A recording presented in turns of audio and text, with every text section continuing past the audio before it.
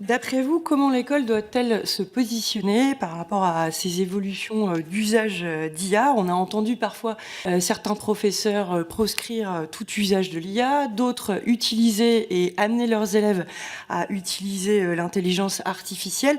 Comment peut-on évaluer les compétences? Si on arrive à les identifier, comment peut-on évaluer que ces compétences ont été acquises?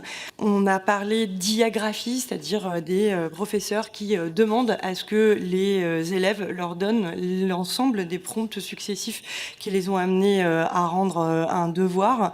Vous avez parlé de la notion d'oral qui permet de davantage tester que les compétences et que la compréhension est là.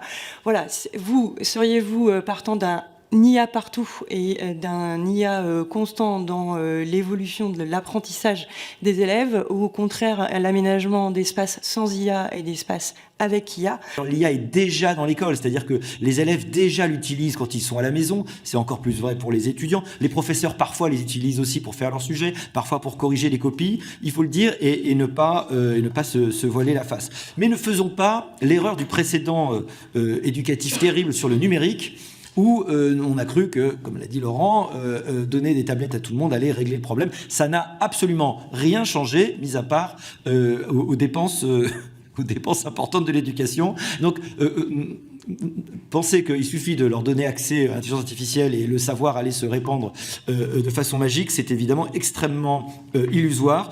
Donc la bonne approche, si on veut le dire en une phrase, c'est celle d'une progressivité encadrée par le niveau de maturité cognitive. Voilà. L'IA est intelligente, hein. Elle n'est pas du tout statistique. C'est-à-dire que ce qui s'est passé dans les derniers mois, c'est que plus aucun ingénieur IA aujourd'hui ne sait comment elle fonctionne. Donc elle est capable de tester ses hypothèses, elle est capable de réfléchir, et la boîte noire est devenue totalement incompréhensible pour nous. Donc elle ne fonctionne plus du tout simplement de manière statistique. Donc elle est vraiment intelligente. Claude est vraiment intelligent. Donc avec des raisonnements qui ressemblent aux nôtres, qui sont capables de comprendre le contexte. Que le mythe de la complémentarité est tombé. Il est exceptionnel qu'IA plus nous soit mieux que IA tout seul.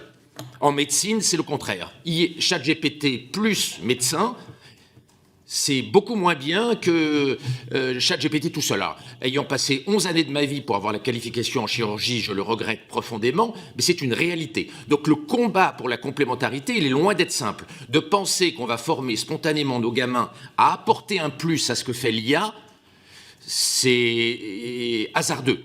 Il va falloir dépenser beaucoup d'énergie, beaucoup réfléchir aux sciences cognitives pour que demain, nos enfants plus IA, ce soit mieux que IA sans nos enfants.